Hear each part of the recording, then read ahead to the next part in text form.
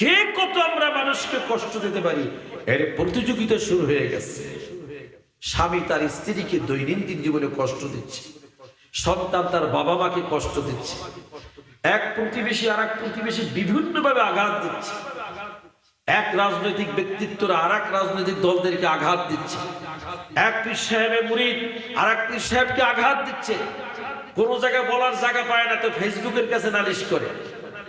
Facebook খুললে এরপর এক পীর মুরিদ আর এক পীরের মুরিদদের গালি দেয়। একটা ইসলামী দল আর একটা ইসলামী দলকে ছোট করে ফেসবুকে করে না করে না। এরপরে মারামারি কাটাকাটি খুনোখুনি তো চলতেই আছে। প্রতিদিন হত্যা, গুলি, হাত পা কেটে 8 টুকরা 10 টুকরো হয়ে যাচ্ছে। গ্রামে শহরে অলিতে গলিতে এত পরিমাণ মানুষ মানুষকে কষ্ট দিচ্ছে, মানুষ মানুষকে আঘাত দিচ্ছে। আমার রাসূল কি এইটা আমাদেরকে রেখে গেছেন? আমার রাসূল কি এইটা শিখিয়ে গেছেন যে মানুষকে কষ্ট দিবা, মানুষ মারবা? কোন মুমিন মুমিনকে মারতে পারে না, কোনদিন আঘাত দিতে পারে না। কি শিখলাম আমরা? আলহামদুলিল্লাহ নাহমাদুহু ওয়া নাস্তাঈনুহু ওয়া নাস্তাগফিরুহু ওয়া নু'মিনু বিহি ওয়া নাতাওয়াক্কালু আলাইহি ওয়া নাউযু বিল্লাহি মিন শুরুরি আনফুসিনা ওয়া মিন সাইয়্যাতি আ'মালিনা। من يهده الله فلا مضل له ومن يضلله فلا هادي له ونشهد أن لا إله إلا الله وحده لا شريك له ونشهد أن سيدنا وحبيبنا ومولانا محمدا عبده ورسوله. أما بعد فأعوذ بالله من الشيطان الرجيم. بسم الله الرحمن الرحيم. محمد رسول الله والذين معه أشداء على الكفار والذين معه أشداء على الكفار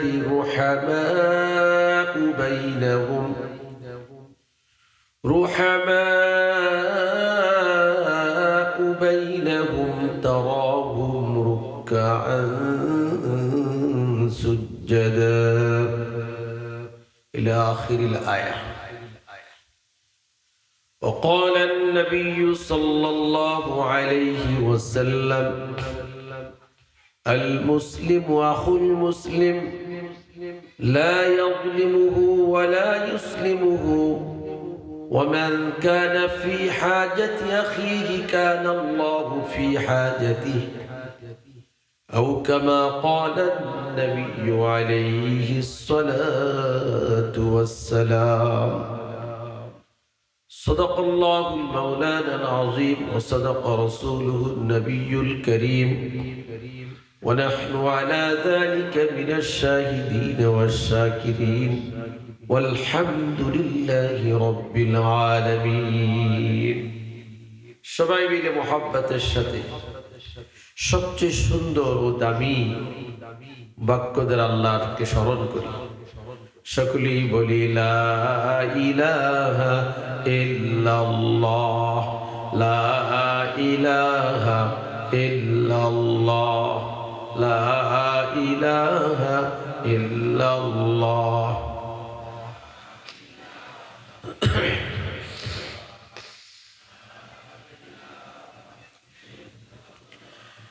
لا إله إلا الله، لا إله إلا الله، لا إله إلا الله، لا إله إلا الله، لا إله إلا الله، لا ইলাহা ইল্লাল্লাহ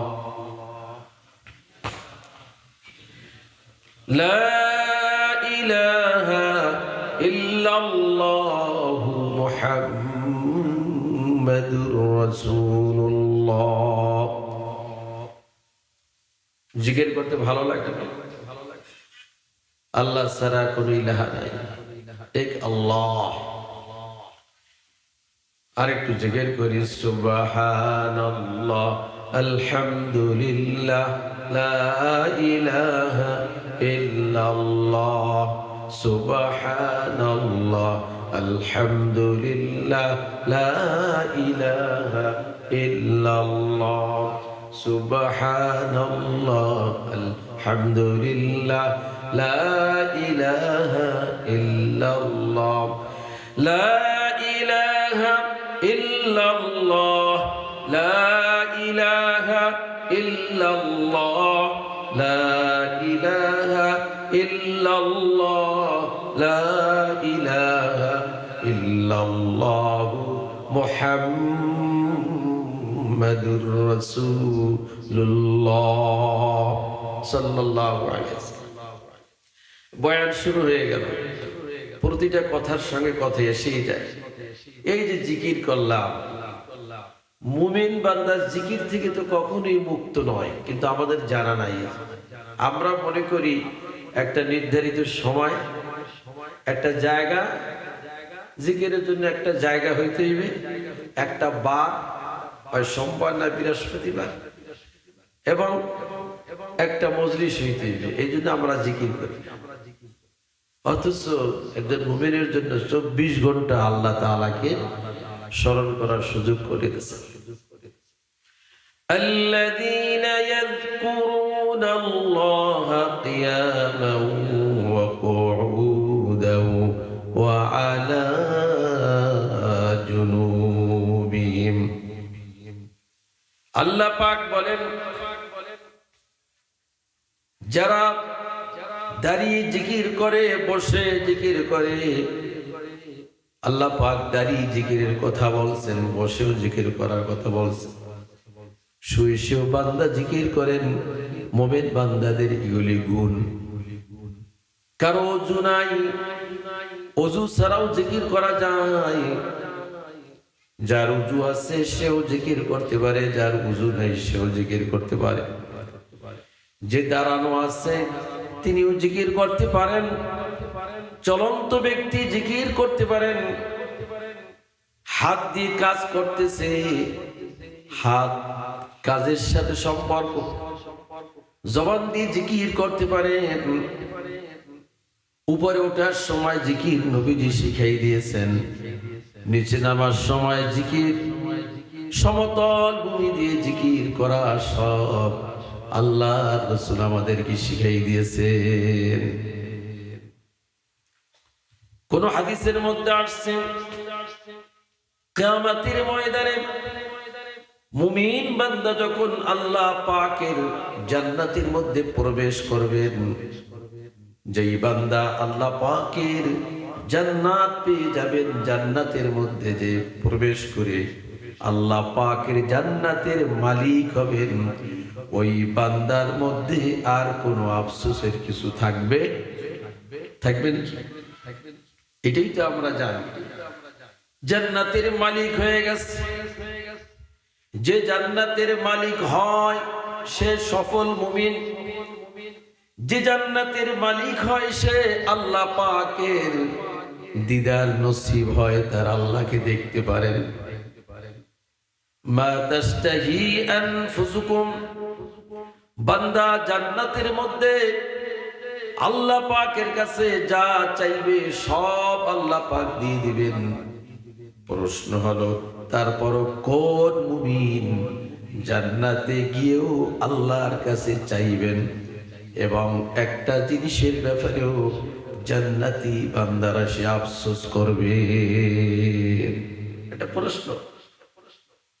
সব দেবে আল্লাহ, যা চাইবে সব পাইবে, তারপর আবার কোন জিনিসের আফসোস? একটা জিনিসের আফসোস থাকবে মুমিনদের জান্নাতে। এটা জানতে ইচ্ছা হয় না? হয় না? আহা আহ প্রশ্নের উত্তর হলো জান্নাতি বান্দারা জান্নাতে গিয়েও ওই জিনিসের আফসোস করবে যেই জিনিসটা দুনিয়ার হায়াতের জীবনে যেই সময়টা আল্লাহ পাকের জিকির ছাড়া তার সময়টা কেটে গেছে। হায়াতের জীবনে এমন এমন আমল করেছেন, সব সময় আমল করেছেন, আল্লাহ জান্নাত পেয়ে গেছেন, কিন্তু জান্নাত দেখার পরে তার মধ্যে আরো আফসোস জাগবে, আল্লাহ হায়াতের জীবনে চায়ের দোকানে বসে বসে ঘন্টার পর ঘন্টা সময় কাটিয়েছিলাম, প্রতিদিন মোবাইলে ফেসবুকে 1 থেকে 1.5 ঘন্টা, প্রতিদিন মহল্লার চায়ের দোকানে আসর থেকে এসা পর্যন্ত, প্রতিদিন টেলিভিশনের সামনে পেপার পত্রিকা নিয়ে রাজনৈতিক মহলে এমন এমন সময় কেটে গেছে। শুধু তাই নয়, যাদের পান খাওয়ার অভ্যাস, দৈনিক যদি 10টা পান খায়, 10 মিনিট 5 মিনিট করে হলো 5 10 50 মিনিট দৈনিক চলে যায়। যাদের চা পান করার অভ্যাস, চা পান করতে 10 মিনিট সময় লাগে, 5 কাপ চা পান করলে হিসাব করলে দেখা যাবে দৈনিক 50 মিনিট শুধু চা টানের মধ্যে পানের মধ্যে চলে যায় না। 10টা সুপারি গাছ একসাথে করলে একটা তাল গাছের সমান হয়। 2 মিনিট 4 মিনিট টোটাল হিসাব করে দেখেন কত সময় গেছে। এজন্য রাসূল পাক সাল্লাল্লাহু আলাইহি ওয়াসাল্লাম উম্মত যাতে কিয়ামতের ময়দানে আল্লাহ পাকের জান্নাতে গিয়েও যাতে আফসোস করে না করে, জন্য রাসূল শিখিয়ে দিয়েছেন, বান্দারে যখন সিঁড়ি দিয়ে উপরে উঠবে, লিফট দিয়ে উপরে উঠবে, প্লেনটা যখন উপরে উড্ডয়ন করবে, একটা কঠিন সময়, কষ্টের সময় মনে হয়, এই সময়টাও যাতে তোমার জবান বন্ধ না হয়, এ সময় আল্লাহ রাসূল আমাদের জন্য আদর্শ রেখেছেন। রাসূল বলেন উপরে ওঠার সময় যদি মুমিন হও তুমি বলো আল্লাহু আকবার। উপরে ওঠার সময় কি বলতে হয়? জোরে বলেন, জোরে, আরো জোরে, আরো জোরে। এটা আমি শিখলাম, আর একজনকে শিখাইতে হবে। অনেকের ঘরে সিঁড়ি আছে, অনেকে শহরে ব্যবসা করে উপরে উঠি, অনেকে বছরে 1বার 2বার উমরা করতে যায়, অনেকে আরাফার ময়দানে জাবালে রহমত পাহাড়ের উপর দেখার জন্য যায়, জাবালে নূরে উঠে দেখার জন্য। ওইখানে আল্লাহ রাসূলের সুন্নাত, ওখানে আল্লাহ রাসূল উম্মতের জন্য জিকির নির্ধারণ করে দিয়ে গেছেন।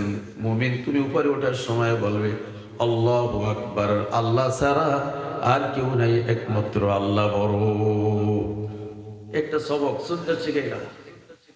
রাসূল বলেন উপর থেকে যখন নিচে নুজুল হবে, নুজুল ইলাল আসফাদ, উপর থেকে যখন লিফটটা নিচের দিকে নামবে, পাহাড় থেকে যখন নিচের দিকে নামবে, সিঁড়ি দিয়ে বাসার লিফট দিয়ে প্রতিদিন কতবার নিচে নামি। লিফটের ভিতরে উঠলে দেখা যায় মোবাইল দেখতে দেখতে নিচে নামে, মোবাইল দেখতে দেখতে উপরে ওঠে, গল্প করতে করতে হাসপাতালে দেখা যায় নিচে নামে, নিচ থেকে উপরে ওঠে। কয়জন মুমিন রাসূলের সুন্নাতের অনুসরণ করে, অথচ নিচে নামার সময় পয়গম্বর আমাদেরকে শিখিয়ে দিয়েছেন, যদি আমার খাঁটি উম্মত হতে চাও, নিচে নামার সময় তোমার জবান থেকে তুমি বের করো সুবহানাল্লাহ। নিচে নামার সময় কি বলতে হয়? জোরে জোরে আওয়াজ দিয়ে বলেন, আরো জোরে। এর কি অর্থ? সুবহানাল্লাহ। আল্লাহ আমি আপনার পবিত্রতা বর্ণনা করি, আপনার কোনো দোষ নাই, জোরে কোন সুবহানাল্লাহ। আমাদের এলাকার কোন মেম্বার, চেয়ারম্যান, মন্ত্রী আসলে যদি আমরা মাইক ধরে বলি আপনার 5 বছরের সমাজ পরিচালনা, রাষ্ট্র পরিচালনার ভিতরে আমার চোখে কোনো দোষ পড়ে নাই, একটা দোষ আপনার জীবনে আমি পাই নাই, ওই মেম্বার চেয়ারম্যান দেখবেন যে আপনাকে বুকের সঙ্গে জড়াই ধরবে না? এইরকম লোকই তো আমার দরকার। তো সুবহানাল্লাহ বলে আল্লাহ পবিত্র বলবে, আল্লাহ আপনি তো মহান পবিত্র। আল্লাহর হাবিব বলেন, এ তো উপরে ওঠার জিকির, নিচে নামার জিকির। রাসূল বলেন, সমতল ভূমি দিয়ে যখন তোমরা চলবে, সমতল ভূমি দিয়ে আমরা বেশি চলি, গাড়িতে যাই, মোটরসাইকেলে যাই, ট্রেনে যাই, প্লেনে যাই, হেঁটে হেঁটে যাই, বাজারে যাই, ঢাকা শহরে যাই, মার্কেটে যাই, প্রতিদিন ব্যবসার কাজে যাই। আল্লাহ রাসূল বলছেন, ওযু থাকুক চাই নাই থাকুক, শরীর পাক থাকুক বা না পাক থাকুক, কোনো অসুবিধা নাই, চলন্ত অবস্থায় সমতল ভূমি দিয়ে রাসূলের আদর্শ আমাদের জন্য রেখেছেন। এখানে নবীজির শিক্ষাটা হলো, যদি উম্মত হয়ে থাকো তাহলে তুমি পড়ো লা ইলাহা ইল্লাল্লাহ। জোরে বল, লা ইলাহা ইল্লাল্লাহ মুহাম্মাদুর রাসূলুল্লাহ। জিকরুল্লাহর মধ্যে এই যে জিকির, এই জিকিরের মধ্যে যদি সব সময় থাকি আমরা, তাহলে একজনে আইসা আমাদেরকে, আজ হোক কাল হোক, একজনে যদি এসে আমাকে পায় জিকির অবস্থা, তাহলে তো কপাল খুলে যাবে। সেই লোকটাকে, এই তো জোরে গান কে? মালাকুল মউত। মালাকুল মউত বান্দাকে যে হালাতের উপর আইসে পাবে, ওই হালাতের ওইটাই তার পরিণতি হবে। ইন্নামাল আমালু বিল খাওয়াতিম। নবী করিম সাল্লাল্লাহু আলাইহি ওয়াসাল্লাম বলেন, মালাকুল মউত বান্দাকে যে অবস্থায় পাবে, যদি সে মদ খায়, বিড়ি সিগারেট খাইতেছে, এই অবস্থায় পাইছে, অথবা মিথ্যা কথা বলে, বা কোনো মিথ্যা মজলিসে আছে, অথবা কোর্ট কাছারিতে মিথ্যা রায় দিতেছে, অথবা খাদ্যে ভেজাল দিচ্ছে, মাফে কম দিচ্ছে, অথবা কোনো বান্দাকে নামাজের হালাতে পাই, তেলাওয়াতের হালাতে আছে, বাইতুল্লাহ তওয়াফে আছে, কোনো না কোনো ভাবে তো পাবে মালাকুল মউত। কিন্তু রাসূল বলছেন, ইন্নামাল আমাল বিল খাওয়াতিম। বান্দার শেষ পরিণতির উপর, তার শেষ অবস্থার উপর তার পরিণতি নির্ধারিত হবে। যদি শেষটা ভালো হয়, খায়ের হয়, তার কপাল খুলে যাবে। সুবহানাল্লাহ। এজন্যই আমি আমাদের বাংলাদেশের, সবাই বলে বড় আলেম, শুধু বাংলাদেশের নয়, এশিয়া মহাদেশের মধ্যে অন্যতম আলেম, জাতীয় মসজিদ বাইতুল মুকাররমের খতিব হযরত মাওলানা মুফতি আব্দুল মালিক সাহেব হাফিজাহুল্লাহকে দেখেছি বয়ান করতেছেন। বয়ানের ফাঁকে ফাঁকে তিনি বলেন, লা ইলাহা ইল্লাল্লাহ। বয়ান শেষ হয়ে গেল, নিচে বসলেন, তখন বলে লা ইলাহা ইল্লাল্লাহ। কিতাব পড়াইতেছেন, বলেন লা ইলাহা ইল্লাল্লাহ। সব সময়ের জন্য তিনি লা ইলাহা ইল্লাল্লাহ বলতেন। চরমনার মরহুম হুজুর সৈয়দ মুহাম্মদ ফজলুল করিম রাহমাতুল্লাহি আলাইহিকে যারা দেখেছেন, সব সময় তার জবান চালু ছিল লা ইলাহা ইল্লাল্লাহর জিকির করতেন।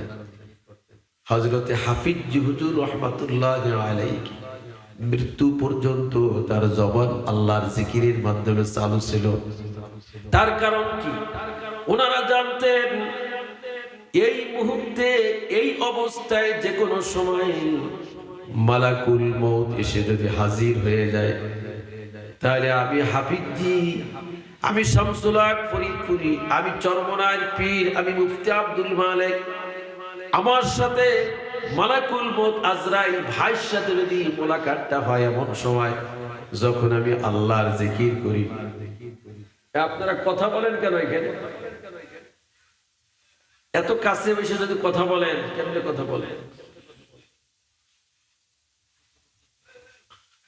আমার অবস্থা যদি এইরকম হয়, আজরাইল ভাই, মালাকুল মউত যদি এমন সময় আপনার আমার কাছে এসে যায়, আর যদি সেই সময় দেখে আমি আল্লাহ আল্লাহ জিকির করি, লা ইলাহা ইল্লাল্লাহ জিকির করি, সুবহানাল্লাহ জিকির করি, তেলাওয়াত করি, তো কিন্তু মুমিনের কপাল খুলে যাবে।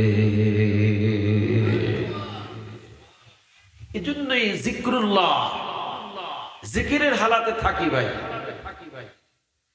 যার অন্তরের ভিতরে গুনাহ আছে, যার অন্তরের ভিতরে, রাসূল বলছেন কোন ব্যক্তি যদি একটা গুনাহ করে অন্তরের ভিতরে একটা দাগ পড়ে যায়, আর একটা গুনাহ করলে আর একটা দাগ পড়ে যায়, আর একটা গুনাহ করলে আর একটা দাগ পড়ে যায়।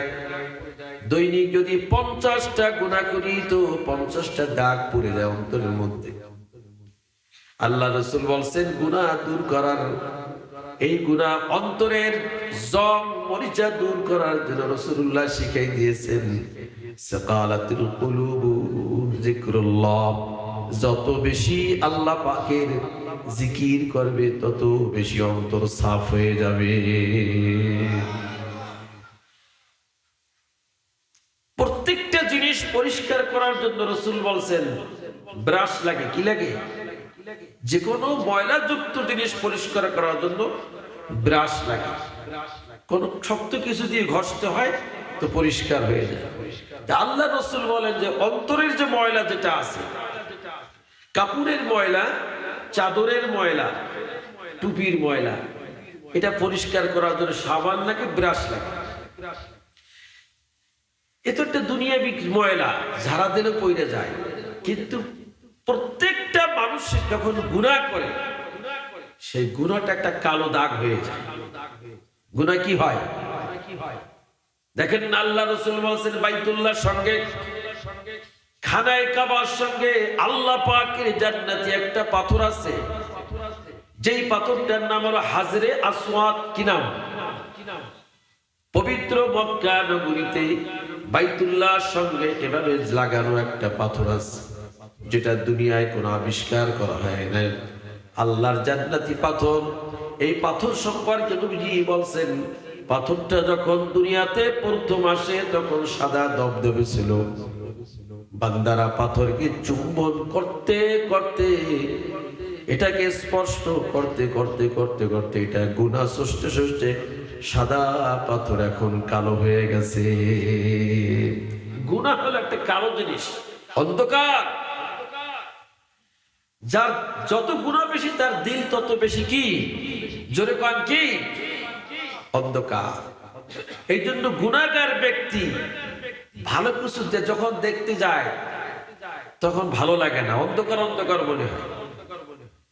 যারা যত বেশি গুনাহ করে, নামাজ পড়ে না, রোজা রাখে না, জিকির নাই, গুনাহ করে, তারা টুপিওয়ালাদেরকে দেখতে পারে না, সহ্যই করতে পারে না। টুপিওয়ালা, দাড়িওয়ালা, নামাজিওয়ালা প্রতি ওয়াক্ত ওয়াক্তে মহল্লার মসজিদগুলিতে যখন আযান হয়, বাংলাদেশের একসাথে যখন 4.5 লক্ষ মসজিদে আযান শুরু হয়ে যায়, আযান পেয়ে অনেক মুমিন বান্দারা খুশি হয়, আযানের জবাব দেয়, মসজিদে চলে যায়। আর শয়তানের সবচেয়ে বড় বিপদ হয় আযান দেওয়ার কারণে। কিন্তু পৃথিবীতে কিছু মানুষ আছে, মানুষ রূপী শয়তান।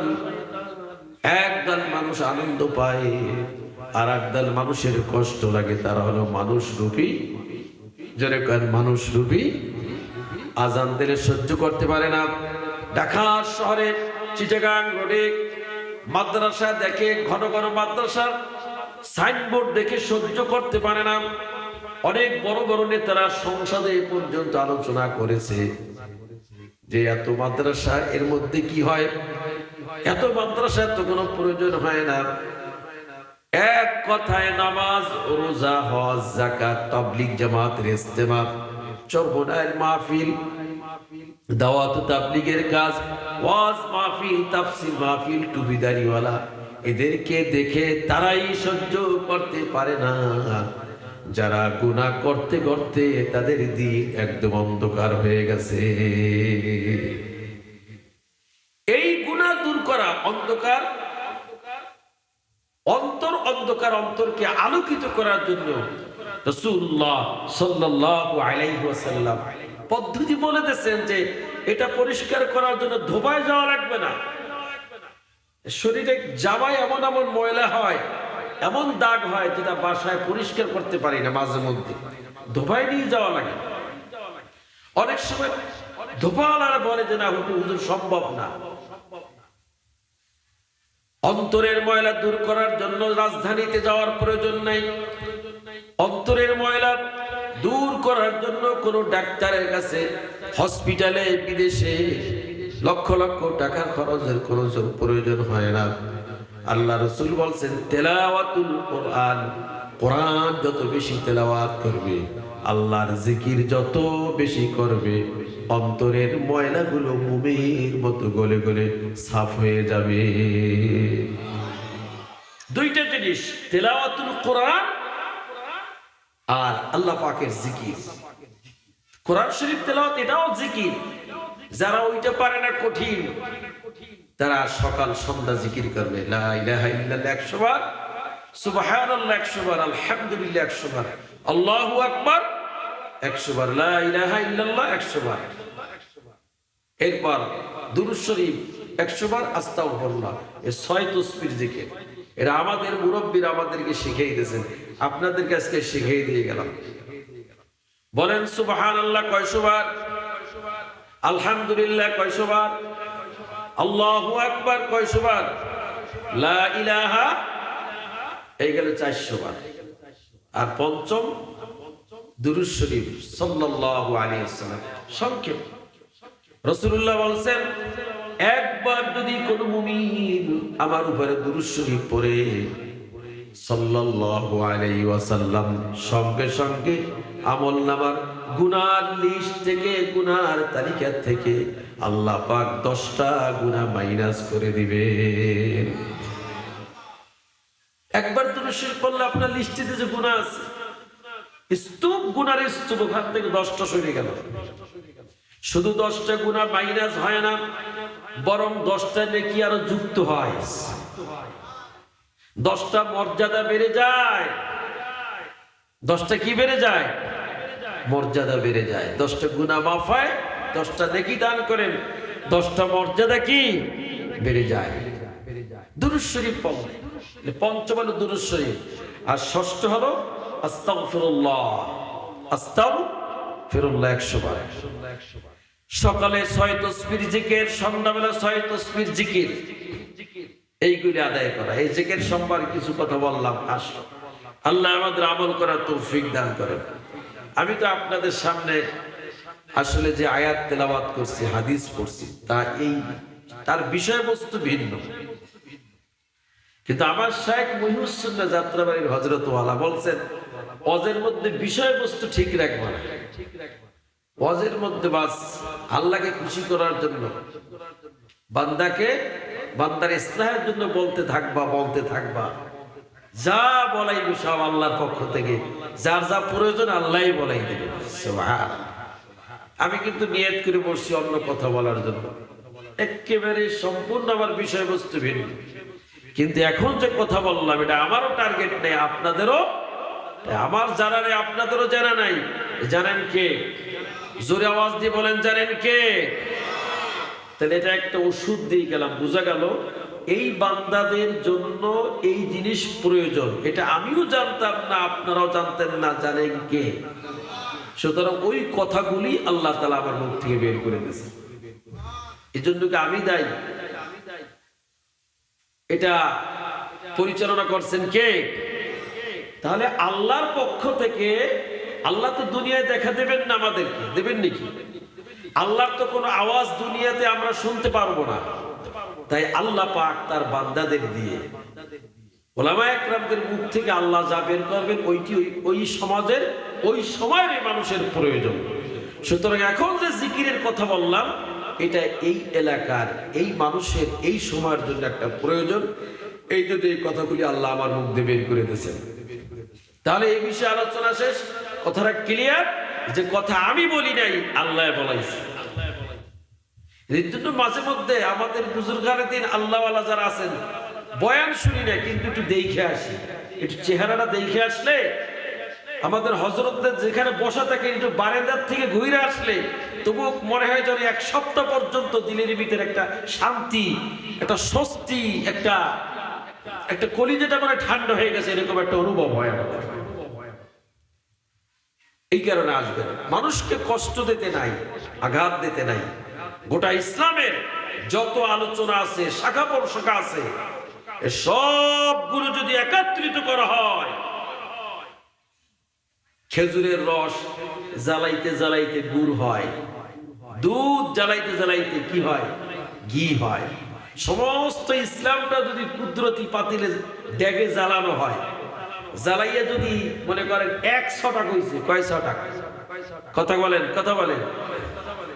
দাওয়াত ও তাবলীগ, খানকা, তালিম, মাদ্রাসা, মসজিদ, নামাজ, রোজা, হজ, যাকাত, যত কাজ আছে সব যদি কুদরতি ডেগে জ্বালাইলে যদি 100 টাকা হয়, তাহলে সেইটা কি বের হইবে জানেন? সেটা হবে আল্লাহ। বুজুর্গদের কথা আমার শাইখ মহিউদ্দিন যাত্রাবাড়ি হযরত বলছেন, সেটা হলো মাখলুকাতকে, বিশেষ করে ইনসানকে কষ্ট দেওয়া না। সুবহানাল্লাহ কইবেন না? আর এই আকামটা সবচেয়ে বেশি চলে আমাদের সমাজের। কে কত আমরা মানুষকে কষ্ট দিতে পারি, এর প্রতিযোগিতা শুরু হয়ে গেছে। স্বামী তার স্ত্রীকে দৈনন্দিন জীবনে কষ্ট দিচ্ছে, সন্তান তার বাবা মাকে কষ্ট দিচ্ছে, এক প্রতিবেশী আর এক প্রতিবেশী বিভিন্নভাবে আঘাত দিচ্ছে, এক রাজনৈতিক ব্যক্তিত্বরা আর এক রাজনৈতিক দলদেরকে আঘাত দিচ্ছে, এক পীর সাহেবের মুরিদ আর এক পীর সাহেবকে আঘাত দিচ্ছে। কোন জায়গায় বলার জায়গা পায় না তো ফেসবুকের কাছে নালিশ করে। ফেসবুক খুললে এরপর এক পীর মুরিদ আর এক পীরের মুরিদদের গালি দেয়। একটা ইসলামী দল আর একটা ইসলামী দলকে ছোট করে ফেসবুকে করে না, করে না? এরপরে মারামারি, কাটাকাটি, খুনোখুনি তো চলতেই আছে। প্রতিদিন হত্যা, গুলি, হাত পা কেটে 8 টুকরা 10 টুকরো হয়ে যাচ্ছে। গ্রামে শহরে অলিতে গলিতে এত পরিমাণ মানুষ মানুষকে কষ্ট দিচ্ছে, মানুষ মানুষকে আঘাত দিচ্ছে। আমার রাসূল কি এইটা আমাদেরকে রেখে গেছেন? আমার রাসূল কি এইটা শিখিয়ে গেছেন যে মানুষকে কষ্ট দিবা, মানুষ মারবা? কোন মুমিন মুমিনকে মারতে পারে না, কোনদিন আঘাত দিতে পারে না। কি শিখলাম আমরা? আমি এই কথাগুলো যদি বুঝাইতে যাই সময় লাগবে। শুধুমাত্র 2-1টা উদাহরণ দিয়ে বুঝাইতে চাই, এরপর আমিও বিদায় নেব, আপনারাও পরে বয়ান শোনার পর বিদায় নেবেন, যেহেতু পয়েন্টটা অনেক গুরুত্বপূর্ণ।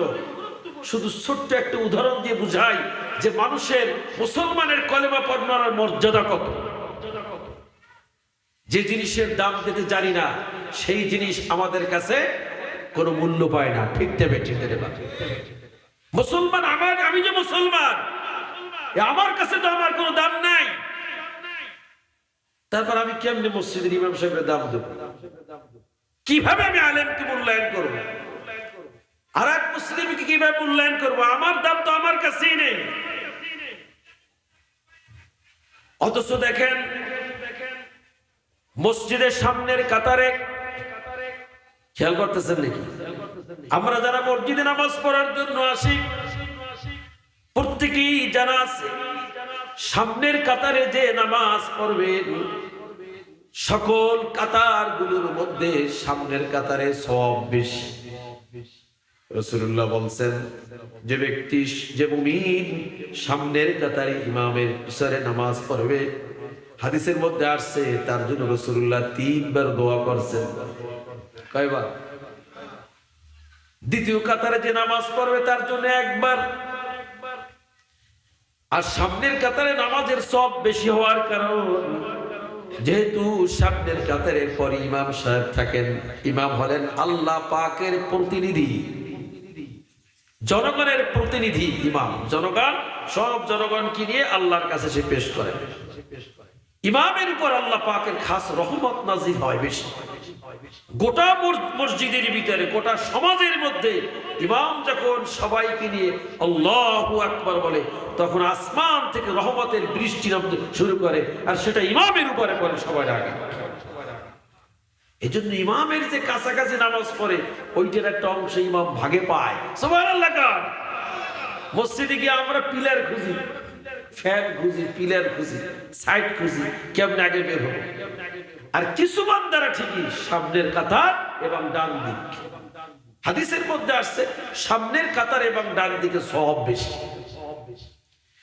তো এটা তো সবাই কম বেশি আমরা জানি। আমাদের শহরে, ঢাকা শহরের মসজিদ কমিটির সভাপতি, সেক্রেটারি, মুতোয়াল্লি, ওনারাও জানেন 5 ওয়াক্ত নামাজ অনেকে পড়ে না, কিন্তু শুক্রবার দিন যে সামনের কাতারে নামাজ পড়লে সওয়াব হয় এটা কিন্তু জানা আছে। এজন্যই আসে পড়ে, কিন্তু যাই সবার সামনে আছে না, দেরি করে আসে, নিচতলা ভরে গেছে, নিচতলা, দ্বিতীয় তলা, তৃতীয় তলা, চতুর্থ তলা সব ফুল ভরপুর হয়ে গেছে। সভাপতি, সেক্রেটারি, মুতোয়াল্লি অথবা মহল্লার সবচেয়ে পয়সাওয়ালা ওনারা পরে আসেন, কিন্তু জুতাটা ভাঁজ করে উপরে উঠাইয়া এর পিছন থেকে এরকম মোড়াই মোড়ে সাপের মতো মোড়াই সামনের দিকে আসে। এটা আছে না এই এলাকায়? শহরে দেখছেন? আচ্ছা, এটা তো কোনো খারাপ কাজের দিকে যায় না, তো ভালো কাজের জন্য সামনের কাতারে যায়, ইমামের কাছে যায়, সামনের কাতারে নামাজ পড়বে, এটা তো ভালো। এখানে সমস্যা কি? যাদেরকে ডিঙ্গিয়ে যায়, অতিক্রম করে, তাদেরকে তো মারে না, গালি দেয় না, ধাক্কা দেয় না, জোরে যাই তো আস্তে আস্তে নাকি না, এরকম বলে এখান থেকে সরো, এখান থেকে সরো, এই ওঠো, এরকম তো বলে না, একটু আস্তে জায়গা দাও, আস্তে আস্তে। যদি পিঠির উপর হাঁটতে এইভাবে লাগে না, এইভাবে লাগে, এতে সমস্যা কি? এতে কি সমস্যা? ব্যথা লাগে? ব্যথাও তো লাগে না, কি সমস্যা? একটু সমস্যা হয় কি, ওই যে পিছন থেকে সামনে আসতে একটু ধাক্কা লাগে, হালকা একটু ধাক্কা লাগে। যেই ধাক্কা লাগার কারণে অসুখ হয় না, হাসপাতালে যাওয়া লাগে না, না যাওয়া লাগে। ওই একটু কনুতে বাড়ি খায়, অথবা একটু হাঁটুতে কি খায়, একটু বাড়ি খায়, একটু কেমন কেমন জানি একটু কষ্ট হয়, একটু তো কষ্ট হয় নাকি? জাররাও তো একটা কি আছে, সংখ্যা আছে, জাররা দেখা যায় না, তবু তো একটা জিনিস, একটু তো কষ্ট হয়। এই যে ওলামায়ে কেরাম বসা আছে, এখন ফতোয়া কি আসছে দেখেন। অথচ হাদিসের মধ্যে আসছে জুমার দিন আগে আসলে সওয়াব। সামনের কাতারে আগে আগে যদি মসজিদ আসে, সামনের কাতারে ইমামের পিছনে যদি বসে, মনোযোগ দিয়ে খুতবা শুনে, কথা বলে না, দুনিয়াবি কথা বলে না, তো মনোযোগ দিয়ে খুতবা শুনলো। রাসূলুল্লাহ বলছেন প্রতি কদমে কদমে আল্লাহ পাক 1 বছরের নফল নামাজ, তাহাজ্জুদ নামাজ, 1 বছরের নফল রোজা রাখার সওয়াব আল্লাহ পাক একটা কদম উঠাইবেন, সঙ্গে সঙ্গে তার নামে রেকর্ড হয়ে যাবে। এত পরিমাণ সওয়াব। কিন্তু এই সওয়াবের পরিবর্তে কি হইল? যিনি পরে আসলেন কিন্তু আগে গেলেন, উনি তো জানেন যে আগে গেলে সওয়াব পাওয়া যাবে, ইমামের পাশে গেলে আল্লাহ পাকের রহমত বেশি পাওয়া যাবে, আর আমিও সম্মানিত হব। সম্মানিত লোক পিছনে বসে না, সামনে গেলে তার সম্মান ঠিক থাকে, এই জন্য গেলেন। কিন্তু শরীয়তের মাসালা হলো এইভাবে কেউ যদি ঢিঙ্গিয়ে, কেউ যদি হালকা ভাবে ধাক্কা দিয়ে হলো যদি সামনের কাতারে যায়, তাহলে একটু একটু হইল মুমিন বান্দা আঘাত পায়, ব্যথা পায়, একটু হইল ধাক্কা লাগে। একজন কলেমা পড়নওয়ালাকে আরেক মুমিন তার হাঁটু, তার করুর আঘাতে, এইটুকুন ধাক্কার কারণে তার সমস্ত ওই দিন জুমার মসজিদের নেক আমল বাতিল হয়ে এসে বাড়িতে কবিরা গুনাহ নিয়ে এসে বাড়িতে ফিরবে। কি গুনাহ নিয়ে বাড়ি ফিরলো? জোরে কান। এটা বোঝার চেষ্টা করবে। ওয়াজের চিন্তা করেন না, সুর আর হাসার চিন্তা করেন না, বিষয়টা গভীরভাবে চিন্তা করেন যে আসলো সামনের কাতারে ভালো কাজের জন্য গেল, কিন্তু কবিরা গুনাহ। বাইতুল মুকাররমে আমি একবার জুমার নামাজ পড়ছিলাম, ওই দিনই মুফতি আব্দুল মালিক সাহেব বলছেন, যে জাতীয় আলেম, জাতীয় মসজিদের খতিব, তিনিও বলছেন যে পিছন থেকে সামনে ঢিঙ্গি আসলে ওনার মুখ দিয়ে বলছেন আর এই কান দিয়ে শুনছে, মাঝখানে কোনো মাধ্যম নাই, উনিও বলছেন কবিরা গুনাহ। কেন কবিরা গুনাহ হইল? কবিরা গুনাহ হওয়ার কারণ কি এটা বুঝতে হবে, যে আমার কারণে আর এক মুমিন ভাই কষ্ট পেয়েছে। কতক্ষণ না, কতক্ষণ না। তাহলে একজন মুমিনের দাম কত? এইবার দাম বের করেন। একজন মুমিন, কলেমা পড়নেওয়ালা মুমিনের মর্যাদা কত, দাম কত, যে তার গায়ে সামান্য একটু ধাক্কা লেগেছে। দেখেন না আমাদের চলাচলের সময়, এই বাচ্চারা কথা বলো না, এমনি এসে বসো। এই যে কাপড় দেওয়া আছে না প্যান্ডেলের নিচে, অনেকের আওয়াজ পাওয়া যায়, কিন্তু এটা চলবে না, একদম নীরব হয়ে যায়। লক্ষ লক্ষ মানুষ টঙ্গী ইজতেমে আসে, কোনো আওয়াজ পাওয়া যায় না। লক্ষ লক্ষ মানুষ চরমনাইতে বসে, কোনো আওয়াজ নাই। ছোট্ট মজলিসে এত আওয়াজ কেন? চতুর্দিক থেকে নীরব হয়ে যায়। নীরব হব, আল্লাহ পাকের রহমত নাজিল হইবে। সুবহানাল্লাহ। জোরে করে আল্লাহু আকবার, আরো জোরে করে আল্লাহু আকবার, জোরে করে লা ইলাহা ইল্লাল্লাহ। খুবই গুরুত্বপূর্ণ আলোচনা যে মুমিন মুমিনের তাহলে মর্যাদা কত। এবার যদি আমরা প্রশ্ন করি, হুজুর বাজারে আমরা চাউলের দাম কতটা জানি? বর্তমানে এই বছরে নতুন আলু বের হয়েছে, আলুর দাম কত তা আমাদের জানা আছে। মাছের দাম কত, চিনির দাম কত, সবজির দাম কত, সব জিনিস দাম জানা আছে। হুজুর আমি যে মুসলমান হইলাম, আমি যে মুমিন হইলাম, আমার দাম তো আমি জানি না। আপনি যখন দাম জানেন না, আপনার দাম না জানার কারণে আপনার কাছে আপনার জীবনের কোনো মূল্য নাই। মুমিনের দাম না জানার কারণে আপনার হাতে আরেক মুমিন নির্যাতিত হয়, মজলুম হয়। উসমান হাদি একজন মুমিন, কলেমা পড়নেওয়ালা মুসলমান। কথা কয় না হিন্দু কইবেন, খ্রিস্টান কইবেন, মুসলমান না? যে দলই করুক না কেন, কলেমা পড়নেওয়ালা মুসলমান। কলেমা পড়নেওয়ালা মুসলমানের দাম, রক্তের মর্যাদা, সম্পদের মর্যাদা, ইজ্জতের মর্যাদা আমার কাছে নাই। এজন্য সামান্য কয়েক কোটি টাকার বিনিময়ে অথবা তাকে যদি সহায়তা দেওয়া যায়, ওই জায়গার ক্ষমতা নেওয়ার জন্য যে কারণেই হোক না কেন দুনিয়ার থেকে বিদায় করে দিলাম। যাকে দুনিয়ার থেকে বিদায় করে দিলাম, আর আমি দুনিয়ায় বেঁচে থাকলাম, চিরকাল তো আমিও বেঁচে থাকবো না, কিন্তু আমি কাকে মারলাম, কাকে হত্যা করলাম? রাসূলুল্লাহ সাল্লাল্লাহু আলাইহি ওয়াসাল্লাম বলেন, কোন মুমিন মুমিনকে যদি এভাবে হত্যা করে, কিয়ামতের ময়দানে ওই মুমিন রক্তাক্ত অবস্থায় উঠে আল্লাহর দরবারে হত্যাকারী খুনি বাম হাত দিয়ে তাকে টেনে টেনে আল্লাহর দরবারে হাজির করে বলবেন, ইয়া আল্লাহ, আমি এমন কি অন্যায় করেছি যে এই দুনিয়াতে বেঁচে থাকার সুযোগ আমাকে দিল না। কুরআনুল কারীম আল্লাহ রাব্বুল আলামিন বলেন, মান ক্বাতালা মুমিনান মুতাআম্মিদান ফাজাযাউহু জাহান্নাম। খুব মনোযোগ দিয়ে শুনেন, আল্লাহ পাক বলেন, মান ক্বাতালা মুমিনান, কোন মুমিনকে, কলেমা পড়নেওয়ালাকে যদি কেউ অন্যায়ভাবে হত্যা করে, ফাজাযাউহু, তার পরিণতি হলো জাহান্নাম। এক নম্বরে সে জাহান্নাম, দুই নম্বরে জাহান্নাম খালিদান ফিহা, চিরকাল জাহান্নামে থাকবে। ফাজাযাউহু জাহান্নাম খালিদান ফিহা ওয়াগাদিবাল্লাহু আলাইহি, জাহান্নামে যাওয়ার পর আল্লাহ পাকের প্রচন্ড ক্ষোভ থাকবে, তার উপর কোনো দয়া থাকবে না। ওয়ালা আনাহু, তিন নম্বরে আল্লাহ পাকের লানাত। চার নম্বরে ওয়াআদ্দা লাহু আযাবান আযীমা, যন্ত্রণাদায়ক শাস্তি। এক মুমিন আর এক মুমিনকে যদি হত্যা করে, আল্লাহ পাক বলেন, তুমি হত্যা করতে কে? তুমি কি তার জীবন দিয়েছো? তুমি তার জানের মালিক? তুমি যে হত্যা করলা, তাকে তো সৃষ্টি করছি আমি আল্লাহ, তার চোখ দিয়েছি, কান দিয়েছি, হাত দিয়েছি, চলার জন্য পা দিয়েছি, খাবারের জন্য জিহ্বা দিয়েছি, তাকে পৃথিবীতে সে নিরাপত্তার সাথে নিরাপদে বেঁচে থাকবে।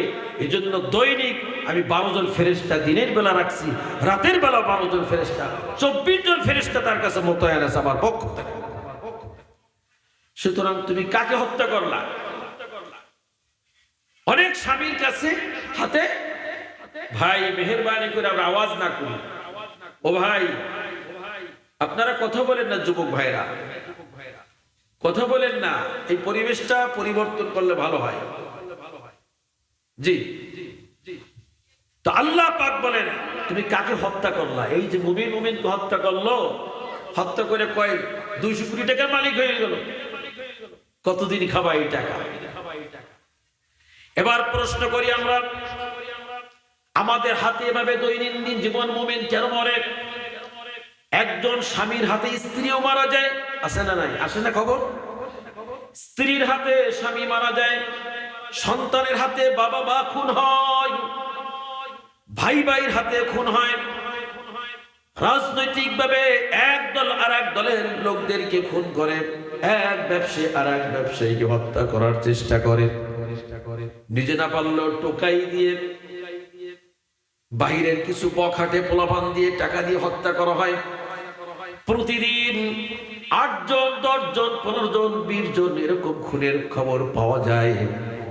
আমি এগুলি দেখে অবাক হয়ে যাই। আল্লাহ, যেখানে একটা মাছির মর্যাদা, একটা কুকুরের মর্যাদা, একটা পিপিলিকার মর্যাদা আল্লাহ পাক কোরআন শরীফে সুন্দরভাবে বিস্তারিত বর্ণনা করেছেন, সেখানে কি করে একজন মুসলমান আর একজন মুসলমানকে আঘাত করে?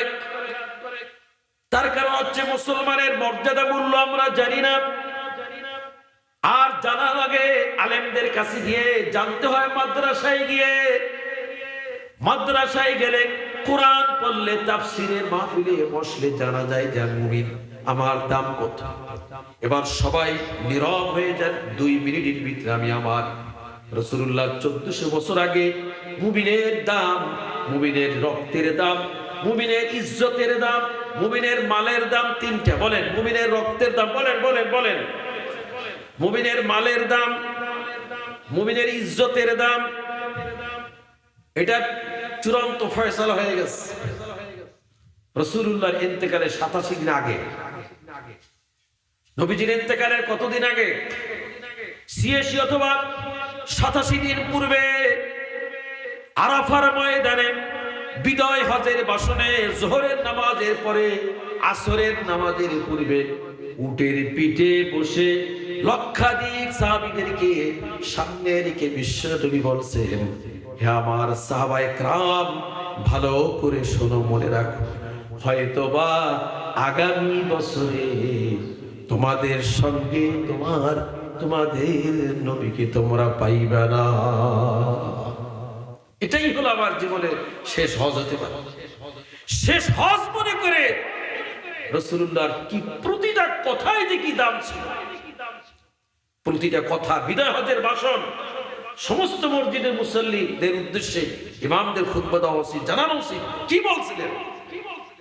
আল্লাহ নবী বলছেন, অনেকগুলো কথা বলছেন, তার মধ্যে বলছেন, আলা ইন্নাল্লাহ, হে লোক সকলে, আইয়ুহান নাস, হে লোক সকল, আলা ইন্নাল্লাহ হারামা আলাইকুম দিমাকুম ওয়া আমওয়ালাকুম, হে আরাফার ময়দানে লোক সকল, তোমরা জেনে রাখো, একজন তোমরা মুমিন, তোমাদের রক্ত আর তোমাদের সম্পদ আর তোমাদের ইজ্জত, এটার মর্যাদা স্বয়ং আল্লাহ পাক নির্ধারণ করেছেন। কোন জিনিসের সাথে কিভাবে নির্ধারণ করেছেন? কাহুরমাতি ইয়াউমিকুম হাদা ফি বালাদিকুম হাদা ফি শাহরিকুম হাদা, 3টা জিনিসের সাথে নবীজি তুলনা করছেন। জোরে বলেন, কয়টা?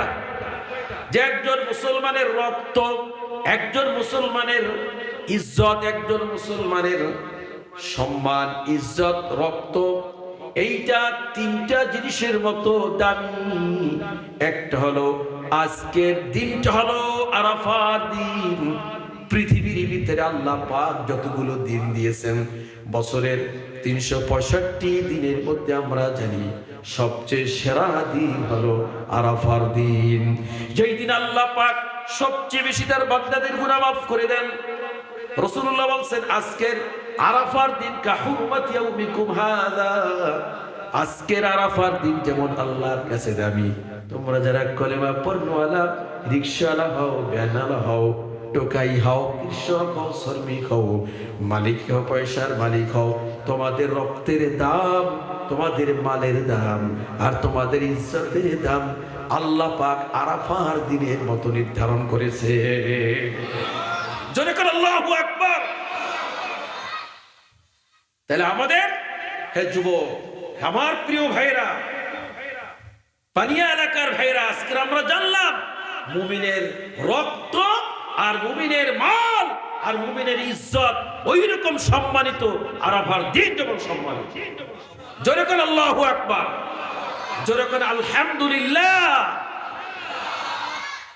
এরপর নবীজি বলছেন ফি বালাদিকুম হাযা, এই শহর পবিত্র মক্কা নগরী একদিকে 22 কিলোমিটার, একদিকে 17 কিলোমিটার, একদিকে 7 কিলোমিটার, একদিকে 13 কিলোমিটার।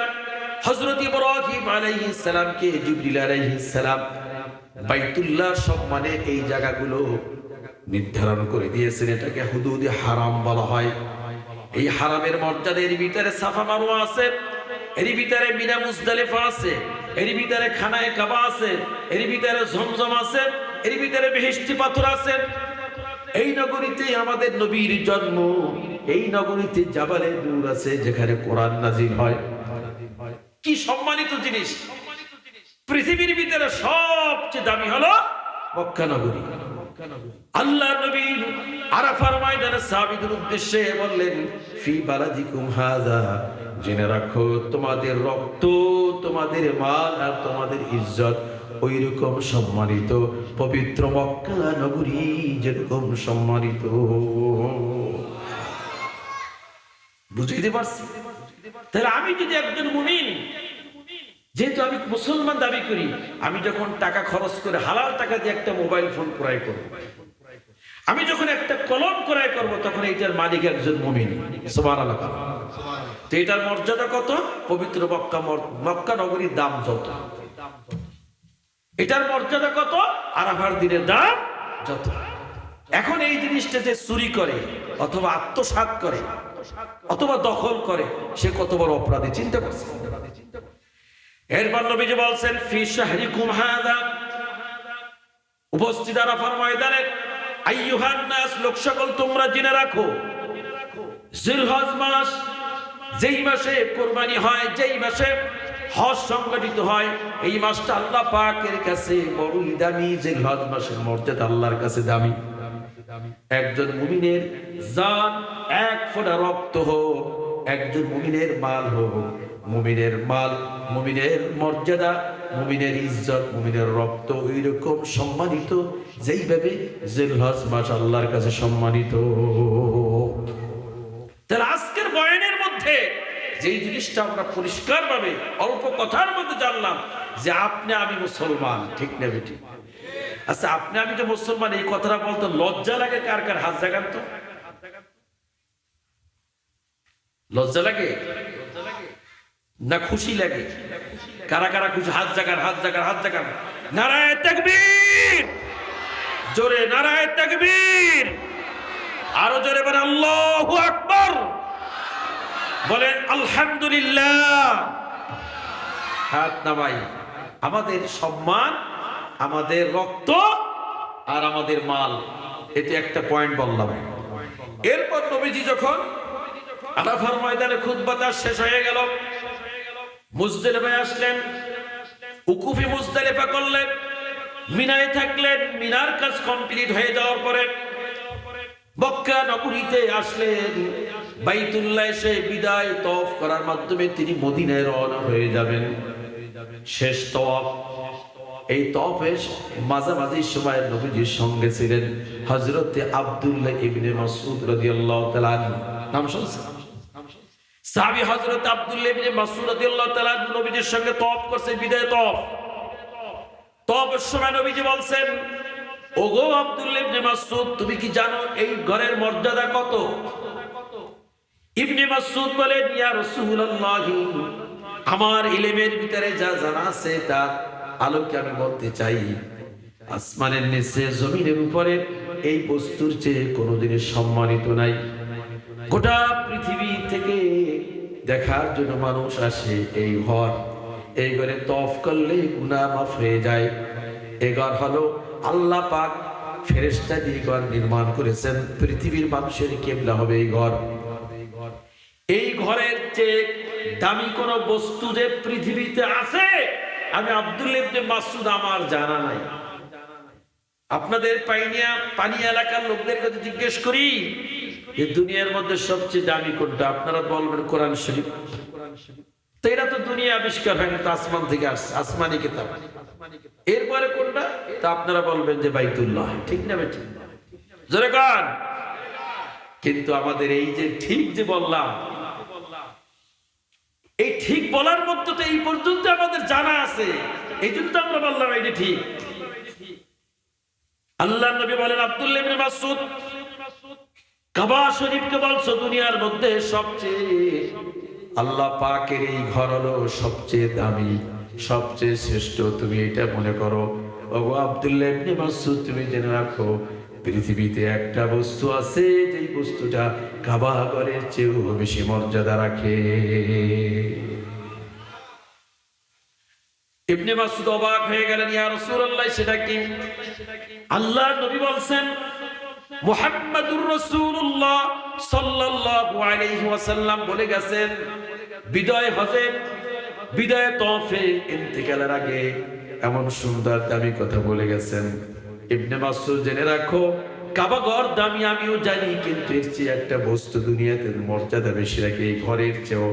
তাহলে একজন কলেমা পড়নেওয়ালা যে লা ইলাহা ইল্লাল্লাহ মুহাম্মাদুর রাসূলুল্লাহ বলে, যে ঈমান এনেছে, তার দাম, তার রক্তের দাম, আর তার সম্পদের দাম, আর তার ইজ্জতের দাম আল্লাহ তাআলার ঘর কাবা শরীফের চেয়েও বেশি মর্যাদা রাখে। এরপরে নবীজি বলছেন কাবা ঘরের চেয়েও বেশি মর্যাদা রাখে মুমিনের রক্ত, মুমিনের মাল, মুমিনের ইজ্জত। সুতরাং কোন ব্যক্তি যদি নিজের হাত দিয়ে, কুড়াল দিয়ে, শাবল দিয়ে, খন্তা দিয়ে যদি আল্লাহর ঘর কাবা ঘর যদি ভেঙে টুকরা টুকরা করে দেয়, আপনারা কি সহ্য করবেন? জোরে বলুন, সহ্য করবেন? সুতরাং এই লোকটা যত বড় অপরাধী হয়ে কিয়ামতের ময়দানে উঠবে, রাসূলুল্লাহ বলছেন তার চেয়ে বড় অপরাধী হয়ে উঠবে ওই লোক, যেই লোক পৃথিবীর জীবনে একজন মুমিনের শরীরের রক্ত ঝরাইছে, একজন মুমিনের মালের ক্ষতি করেছে, একজন মুমিনের গীবাতের মাধ্যমে, অপবাদের মাধ্যমে ইজ্জতের ক্ষতি করেছে। এই লোকটাও কিয়ামতের ময়দানে উঠবে, তবে কাবা ঘর ধ্বংসকারীর চেয়ে বড় অপরাধী হয়ে ওই লোকটা উঠবে, যে লোকটা মুমিনকে কষ্ট দিয়েছে, তার অন্যায় আল্লাহর কাছে বড়। কি বুঝাবো, কি বয়ান করবো আপনাদের কাছে? বুঝে আসতেছে না, বুঝাইতে পারলাম কিনা জানি না। কিভাবে এই হাত দিয়ে মুসলমানকে কষ্ট দেওয়া হয়? ইলম থাকতে হবে তো, জ্ঞান থাকতে হবে তো। আমি আমার শাইখ মুহিউস সুন্নাহ যাত্রাবাড়ির হযরতের কাছে পড়েছি, মক্কা মুকাররমায় ৭৯ নম্বর গেট আন্ডারগ্রাউন্ডে হযরতের সঙ্গে দেখা করার জন্য গেছি। হুজুর এইভাবে বসা আছেন, আস্তে পিছন থেকে একটা লোক দেখলাম সালাম দিয়ে ঢুকলো। কি দিয়ে ঢুকছে? সালাম দিয়ে বসলেন পিছন থেকে। সামনে লোকজন বসা আছে, ডান দিকে লোকজন, বাম দিকে লোকজন, পিছনে লোকেরা বসা। অনেক লোক হুজুরের সঙ্গে দেখা করার জন্য আসলেন। পিছন থেকে লোকটা যখন সালাম দিলেন, আসসালামু আলাইকুম, হযরত কেমন আছেন? ওনার সালামের জবাবটা দিতে হইলে হুজুরের ঘাটটা এরকম ঘুরাইতে হয়। কত টাকা? হ্যাঁ, ঘাটটা ঘুরাইতে হয়। আবার এদিক থেকে একজন সালাম দেয়, আসসালামু আলাইকুম, ঘাটটা ঘুরাইতে হয় কিনা? হাকিমুল উম্মাত মুজাদ্দিদি মিল্লাত হযরত মাওলানা আশরাফ আলী থানভী রাহমাতুল্লাহি আলাইহি, এই উম্মতের আধ্যাত্মিক চিকিৎসক, তিনি বলছেন ঘাড় ঘুরাইতে গেলে মুমিনের কষ্ট হয়, এইরকম সালাম দিতে নাই।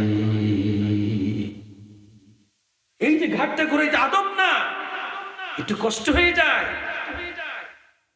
চিন্তা করছেন ইসলাম কি মর্যাদা দিয়েছে? সুবহানাল্লাহ। এই বয়ানটুকু শুনলেই তো যথেষ্ট। এই বয়ানটা যারা মনে রাখবেন, একদম যারা স্মরণ রাখবেন, মনে রাখবেন, আমি মনে করি তার মাধ্যমে তার জবান এবং তার হাতে মৃত্যু পর্যন্ত স্ত্রী কষ্ট পাবে না। এই বয়ান যারা মনে রাখবেন, তার জবান এবং তার হাতের দ্বারা জিন্দেগিতে কোনোদিন স্বামী কষ্ট পাবে না, ভাই ভাইয়ের দ্বারা কষ্ট পাবে না, প্রতিবেশী দ্বারা কষ্ট পাবে না, জনগণকে কষ্ট দেবে না, এক পীরের মুরিদ আর এক পীরের মুরিদকে কষ্ট দিবে না। কষ্ট কেন দেবো? আমি তো মুসলমান, আমার উপাধি কি? আমি তো মুসলমান। মুসলমান অর্থ কি? قال النبي صلى الله عليه وسلم المسلم من سلم المسلمون من لسانه ويده।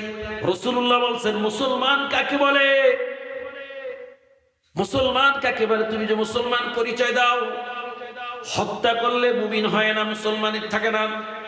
জিনা করলে, ব্যভিচারী করলে, মানুষকে কষ্ট দিলে, গীবাত দিলে মুসলমানের তো থাকে না। রাসূলুল্লাহ বলেন আল মুসলিমু মান সালিমাল মুসলিমুনা মিন লিসানিহি। মুসলমান তো তাকে বলে যেই মুসলমানের হাত এবং জবান দিয়ে অন্য কাউকে কষ্ট দেয় না, সেই তো মুসলমান।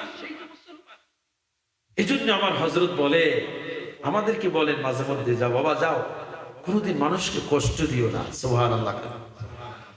একবার হযরতের কাছে বললাম, হযরত এই তিনজন শিক্ষক যাত্রাবাড়ি থেকে শরণখোলায় নিয়ে যাচ্ছে আমার বাড়ি। তখন গভীর রাত্রে হুজুর রমজানে খানা খাচ্ছে না, বলছেন কাছে আসা লাগবে না, ঠিক আছে যান, তো ছাত্রদেরকে কষ্ট দিবে। সুবহানাল্লাহ। একজন আর একজনকে আঘাত দিয়ে না, কষ্ট দিয়ে না, এমন কোন কথা বললেন না যে কলিজা আঘাত লাগে। দেখেন ইসলাম কত সুন্দর। এই জীবটাকে বললাম সুমার নামাজ পড়তে গিয়ে কবিরা গোনা নিয়ে যায় কষ্ট দেওয়ার কারণে। আল্লাহ নবী বলছেন একজন মুমিন কোন জায়গায় মিথ্যা কথা বলতে পারে না। পারে নাকি? মিথ্যা কথা বলা কি কবিরা গোনা? জোরে কান। মিথ্যা কথা বলা মুনাফিকের চরিত্র। কিন্তু দুইজনের ভিতরে যদি কোনো দ্বন্দ্ব লেগে যায়, দুইজনের ভিতরে যদি কোনো গন্ডগোল লেগে যায়, দুই মুমিনের ভিতরে যদি রাগারাগি হয়, কোন রকম ফাটল সৃষ্টি হয়, ফাসলিহু বাইনা আখওয়াইকুম। সূরা হুজুরাতের ভিতরে আল্লাহ পাক বলেন তৃতীয় আর এক পক্ষ তৈরি হয়ে যাও, দুই মুমিনের ভিতরে সমন্বয় করে দাও, মিলেই দাও। সুবহানাল্লাহ। আর এখনকার আমরা মিলাইতে গিয়া দুই পক্ষ থেকে পয়সা খাই, আছে না নাই এলাকায়? মিলাবার নিয়ে এরাই তো ক্ষমতায় যাইবে, এরাই ক্ষমতা ছিল আর এরাই ক্ষমতা যাইবে যে দুই দলকে মীমাংসা করে দেব, এদিক থেকেও পয়সা, এদিক থেকেও পয়সা। এরপর কি করে? বিপদে পড়ে যায় থানায়। মীমাংসা তো হয় না, থানায় যায় পুলিশের কাছে। পুলিশরা তো সব আল্লাহর ওলি মানুষ, হেরাও তো ছাড়িয়ে দেয় না। কি করে? ছাড়ে নাকি? পুলিশে যায় সেখানে পয়সা, কোর্টে যায় সেখানে পয়সা, উকিলের কাছে যায় সেখানে পয়সা। অথচ রাসূলুল্লাহ সাল্লাল্লাহু আলাইহি ওয়াসাল্লাম মসজিদে নববীতে যোহরের নামাজ হইতেছে, সাহাবায়ে কেরাম অপেক্ষা করতেছেন, নবীজি অপেক্ষা করতেছেন।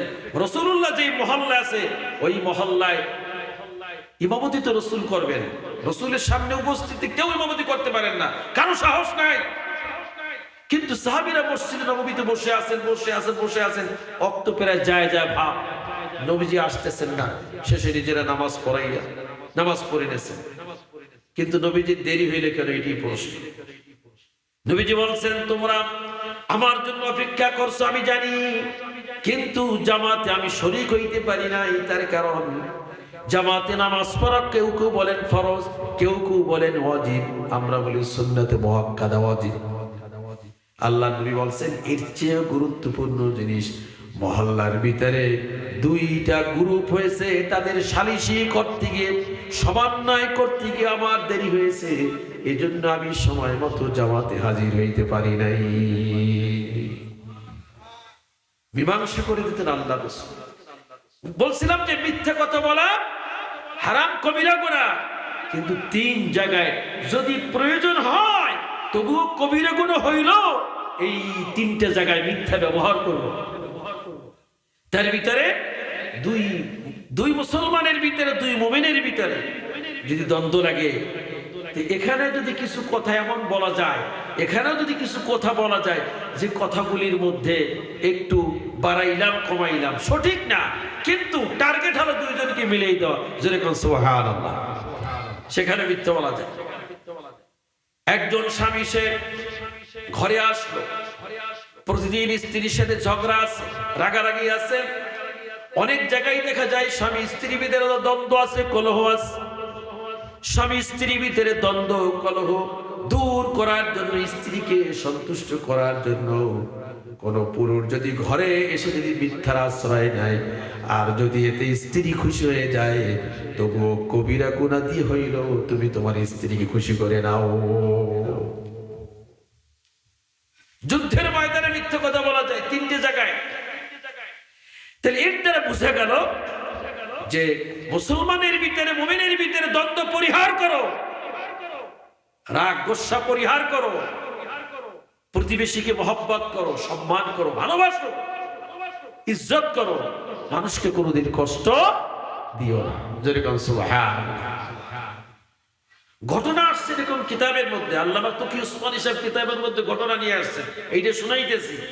এক বুজুর্গ, বহুত বড় এক কিতাবের লেখক ছিলেন, লিখতে লিখতে লিখতে হাজার হাজার পৃষ্ঠে তারা লিখতেন, কত কিতাব যে লেখেন। সেই যুগে কলম ছিল আপনার ডিব্বের ভিতরে, দদের ভিতরে কালি গোলাইয়া কলম সুবাই সুবাই উঠিত, আসলে এরকম কলম সুবাইত, কালি হতো, তা দিয়ে লিখতেন। লেখার মধ্যে হঠাৎ করে একটা মাছি কলমের মাথায় বসছে। এখন বুজুর্গ চিন্তা করলেন, এমত অবস্থায় যদি মাছি, ওটাকেও আল্লাহ পাক সৃষ্টি করেছেন, ওর দুটো চোখ আছে, হাত আছে, পা আছে, আমাকে যে আল্লাহ পাক তৈরি করলেন, ওকে ওই আল্লাহ পাক সৃষ্টি করেছেন। ওর ক্ষুধার প্রয়োজন, সম্ভবত ওর পিপাসা নিবারণ করার জন্য সে এখন এই যে কলমের মাথায় বসে বসে সে কালি পান করতেছে। যদি এই মুহূর্তে আমি তাকে ডিস্টার্ব করি, তাহলে সে ক্ষুধার্ত অবস্থায় এখান থেকে চলে যাবে। এজন্যই লেখা বন্ধ করে একটু মাছিকে সহযোগিতা করছে। সহযোগিতা করছে কারে? ধৈর্য ধারণ করছে কার জন্য? মাছির জন্য। সহানুভূতি করছে কার জন্য? মাছির জন্য। মৃত্যুবরণ করার পরে লোকেরা স্বপ্নে দেখলেন আল্লাহ পাক আপনার সঙ্গে কি আচরণ করেছেন। বুজুর্গ বলেন, অন্যান্য সকল আমলগুলির ব্যাপারে আমি কিছুই বলতে পারি না। আল্লাহ রাব্বুল আলামিন বলছেন, আজকের আমি আল্লাহ পাক তোমাকে ক্ষমা করে দিলাম ওই দিনের কারণে, যেই দিন একটা মাছির উপরে তুমি দয়া করেছিলা, তার পিপাসা নিবারণ করার জন্য একটু কালি তোমার কলমের মাথা দিয়ে যখন পান করে, তুমি তার প্রতি দয়া করলা। আমি আল্লাহ পাক তোমার উপরে দয়া করে তোমার জিন্দেগীর গুনাহ মাফ করে দিয়ে এমন দয়া করলাম, আমি আল্লাহ তোমাকে জান্নাতের মালিক বানাইয়া দিলাম। একটা মাছির প্রতি দয়ার কারণে যদি আল্লাহ পাক গুনাহ মাফ করে দেন, এটা তো একটা স্বপ্নের কথা। কিন্তু বুখারীর হাদিস আসছে, একজন মহিলা, পাপাচারিণী মহিলা, বেবিচারিণী মহিলা, যারা বেবিচারিণী করে তাদের কিসের নামাজ রোজার, কিসের পবিত্রতা, কিসের জিকির তাদের, যে দেহ ব্যবসা করে। সেই মহিলা যখন মরু প্রান্ত দিয়ে যাইতেছেন, প্রচন্ড রোদ, মরুভূমিতে, চোখের সামনে দেখলে একটা কুকুর প্রচন্ড রোদের মধ্যে পিপাসায় জিহ্বাটা বের করে কুকুরটা একটা পানির কূপের পাশে ন্যাস নাড়াচ্ছে, পানি পান করার জন্য অস্থির হয়ে গেছে, কিন্তু কূপটার ভিতরে নামতে পারতেছে না। বুখারীর মধ্যে আসছে, একটা কুকুর, যে কুকুরকে আমরা ঘৃণা করি, যে কুকুরকে আমরা ঘরে কোনো জায়গা দিই না, যে কুকুরের জন্য আলাদা সরকার থেকে কোনো বেতন নাই, বোনাস নাই, কোনো ভাতা নাই, যে কুকুরের বাচ্চা বললে মানুষ খেপে যায়, ঠিক নেবে ঠিক, সেই কুকুরকে এক পাপাচারিণী মহিলা রাস্তা দিয়ে যাইতেছে, চিন্তা করলো, আরে কুকুরটা যদি পানি পান করতে চায়, কূপের ভিতর পানি আছে কিন্তু নামতে পারে না। মেয়ে লোকটি গলার ওড়নাটা খুলল, ওড়নাটা খুলে চামড়ার মুজার সঙ্গে গিটাইয়া কুপির ভিতরে চুবাইয়া কুকুরের সামনে যখন পানি ধরলো, কুকুর তার জিহ্বা দিয়ে পিপাসা নিবারণ করেছে, কুকুরের কষ্ট দূর করে দিল, কলিজা ঠান্ডা হয়ে গেল। মুহাম্মাদুর রাসূলুল্লাহ বলেন, আর ইমাম বুখারী তিনি হাদিস নিয়ে আসছেন, এতটুকু মাখলুকাতের প্রতি সহানুভূতিশীল হওয়ার কারণে আল্লাহ তাআলা ওই পাপাচারিণী বেবিচারিণীর মহিলার জিন্দেগীর সব গুনাহ আল্লাহ পাক মাফ করে দিয়েছে। একটা কুকুরকে মহব্বত করা, আল্লাহর সৃষ্টির মধ্যে সৃষ্টির প্রতি দয়া আর মহব্বত, একটা মাছি একটা কুকুরের প্রতি, একটা বিড়ালের সাথে দুর্ব্যবহারের কারণে জিন্দেগীর নেক আমল বাতিল হয়ে গেছে। সারাটা রাত আটকে রেখেছে বিড়ালকে, খাবার দেয় না, পানি দেয় না, এই জন্য সে জাহান্নামী হয়ে গেছে। একটা কুকুরকে একটু পানির পিপাসা দূর করার কারণে জিন্দেগীর গুনাহ আল্লাহ মাফ করে দিয়েছে। একটা কুকুরের যদি খেদমতে যদি এইটা হয়, বিড়ালের সাথে দুর্ব্যবহার করা চলে কারণ যদি জান্নাত বাতিল হয়ে যায়, তাহলে আশরাফুল মাখলুকাত লা ইলাহা ইল্লাল্লাহ মুহাম্মাদুর রাসূলুল্লাহ পড়নওয়ালা, কলেমা পড়নওয়ালা মুসলমান নবীর উম্মত, তাকে যদি কষ্ট দেয়, গালি দেয়, অপবাদ দেয়, মিথ্যা সাক্ষী দিয়ে বছরের পর বছরের পর জেলের ভিতরে রাখা হয়, তার সম্পদ দখল করা হয়, তার ইজ্জত নষ্ট করা হয়, সেই মুমিনের নামাজ রোজা দিয়ে কিয়ামতের ময়দানে সে পার পাবে না, পার পাবে না। আল্লাহ রাসূল বলছেন সাহাবীদেরকে, এই পৃথিবীতে তোমরা কি জানো সবচেয়ে মুফলিস কে, অসহায় কে তোমরা জানো? সাহাবা একরাম বলছেন, ওগো আল্লাহর নবী, এই পৃথিবীতে যার কাছে দিরহাম নাই, রিয়াল নাই, টাকা নাই, যেই ব্যক্তির কাছে কোনো মাল নাই, সেই হলো গরিব। ঠিক নেবে, ঠিক কথা কয় না? নবীজি বলছেন তোমাদের কথা হয় নাই, সবচেয়ে নিঃস্ব ফকির গরিব হলো এই ব্যক্তি, যেই ব্যক্তি কিয়ামতের ময়দানে প্রচুর পরিমাণে নামাজ রোজা হজ যাকাত এবং অন্যান্য আমল নিয়ে আল্লাহর দরবারে উঠবে। এত পরিমাণ আমল নিয়ে আল্লাহ পাকের দরবারে উঠবে, অবস্থাটা হবে এরকম, নেকি নিয়ে উঠবে, নামাজের অভাব নাই, রোজার কোনো অভাব নাই, হজের কোনো ঘাটতি নাই, নেকি নিয়ে উঠবে। কিন্তু তার আর একটা অবস্থা হবে, দুনিয়ার জীবনে সে কাউকে কষ্ট দিয়েছে, কারো অপবাদ দিয়েছে, কারো নামে গীবাত করেছে, কোন মানুষের মাল নষ্ট করেছে, কোন মানুষের হক নষ্ট করেছে। এই পাওনাদার তার পিছনে পিছনে উঠবে। এবার পাওনাদার আল্লাহর কাছে দাবি করবেন, এই লোকের কাছে আমরা পাবো। আল্লাহ রাব্বুল আলামিন বান্দার হক পরিশোধ করার জন্য, পাওনাদারের প্রাপ্য পরিশোধ করার জন্য কাউকে নামাজ দিয়ে দিবেন, কাউকে রোজা দিয়ে দিবেন, কাউকে যাকাত দিয়ে দিবেন, কাউকে দান সদকা দিয়ে দিবেন, কাউকে উমরার সওয়াব দিয়ে দিবেন, কাউকে তাহাজ্জুদের শাকের সওয়াব দিয়ে দিবেন, সম্পূর্ণ খালি হয়ে যাবে। এরপরেও যদি কোন ব্যক্তি যদি পেয়ে থাকে, আল্লাহ রাব্বুল আলামিন বলবেন, বান্দা এবার তো দেওয়ার মতো কোনো নেকি নেই, তোমার গুনার বোঝা বান্দার উপরে চাপিয়ে দাও। হাদিসের মধ্যে আসছেন সমস্ত নেকিগুলো হাতছাড়া হয়ে যাবে বান্দার হক নষ্ট করার কারণে। এরপরও পাওনাদারের গুনার বোঝা নিয়ে উল্টাইয়া তাকে জাহান্নামের বাসিন্দা বানাই দিবে। এটা কোন ব্যক্তির মনোযোগ শুনছেন?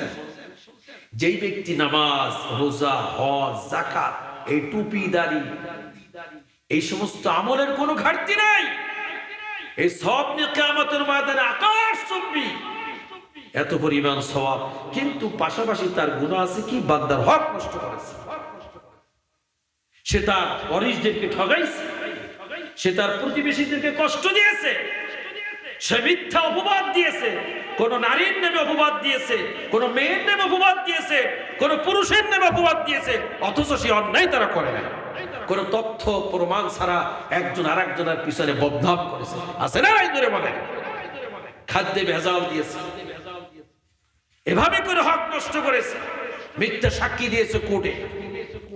মিথ্যে কথা না বললে কেস মজবুত হয় না, টুপি মাথায় দিয়ে বলে। অথবা মহল্লায় মহল্লায় দোকানে দোকানে দৈনন্দিন প্রয়োজনীয় খাদ্য খাবার এগুলি ক্রয় করেছে, পয়সা দেয় না। এখানে 10,000, এখানে 5,000, এখানে 2,000। এইরকম বান্দার হক, মানুষের হক নষ্ট করে আজরাইল মালাকুল মউতের সঙ্গে তার দেখা হয়ে গেল, মৃত্যুবরণ করেছে। কিয়ামতের ময়দানে রাসূলুল্লাহ বলছেন এই লোকটা সকল পাওনাদারের পাওনা তার নেক আমল দিয়েই দিতে হবে, এরপর কিচ্ছু থাকবে না, খালি হাতে তার জাহান্নামে চলে যেতে হবে। প্রিয় ভাইরা আমার, এজন্যই আমি আপনাদের সামনে আয়াত পড়ছিলাম, মুহাম্মাদুর রাসূলুল্লাহ ওয়াল্লাযীনা মাআহু আশিদ্দাউ আলাল কুফফারি রুহামাউ বাইনাহুম। রাসূলের সাহাবীদের যতগুলো গুণ আছে তার মধ্যে একটা গুণ আল্লাহ পাক কোরআনুল কারীমে তুলে ধরেছেন, তারা পারস্পরিক নিজেদের ভিতরে একজন আর একজনকে তারা দয়া করতেন, তারা মায়া করতেন, মহব্বত করতেন। এক মুসলমান আর এক মুসলমানের ইজ্জত নষ্ট করত না, এক মুসলমান আর এক মুসলমানের বিরুদ্ধে মিথ্যা সাক্ষী দিত না, এক মুসলমান আর এক মুসলমানকে হত্যা করত না, এক মুসলমান আর এক মুসলমানের সম্পদ দখল করত না, এক মুসলমান আর এক মুসলমানের ক্ষমতা ছিনিয়ে নিত না, বরং নিজের উপরে, নিজের স্বার্থের উপরে অন্য মুসলমানের স্বার্থকে অগ্রাধিকার দিতেন। নিজেদের ঘর বাড়ি সম্পদ যা আছে মক্কা থেকে যারা আসছে তাদেরকে অর্ধেক দিয়ে দিতেন। এজন্যই আল্লাহ পাক তাদের প্রশংসা করেছেন, তারা হলো জগতের ভিতরে এমন মুমিন, এমন মুসলমান, রুহামাউ বাইনাহুম, তাদের নিজের একজন একটু দয়া করতো, মায়া করতো। সুবহানাল্লাহ। মদিনার সাহাবীদের মধ্যে এই গুণ ছিল। আমরা মদিনা শরীফে যাই, হজ করি, উমরা করি, হজ উমরা করি, রাসূলের দরবারে গিয়ে সালাম দিই, উহুদ, তারপর কিবলাতাইন, মসজিদে কুবা দেখে আসি, কিন্তু মদিনার সাহাবীদের গুণ আমরা আনতে পারি, সাহাবীদের বৈশিষ্ট্য আমরা তো আনতে পারি। একজন লোক এসে বললেন, ইয়া রাসূলুল্লাহ, ক্ষুধার্ত, আমি বড় অভাবগ্রস্ত। নবীজি তার ক্ষুধা, তার অভাবের দিকে লক্ষ্য করে সমস্ত স্ত্রীর ঘরে ঘরে গিয়ে তালাশ করেছেন, তোমাদের ঘরে কোনো খাবার আছে কিনা, এই লোকটাকে দাও। স্ত্রীরা জবাব দিলেন একজন একজন করে, ওগো আল্লাহ রাসূল, কারো ঘরে কোনো খাবার নাই। উপস্থিত একজন আনসারী সাহাবী দাঁড়িয়ে বললেন, ইয়া রাসূলুল্লাহ, কিছু খাবার আমার ঘরে আছে, মেহমানকে আমি বাড়িতে নিয়ে যাই। নবীজি খুশি হইলেন, ওই সাহাবী ওই অভাবগ্রস্ত লোকটাকে বাড়িতে নিয়ে গেলেন।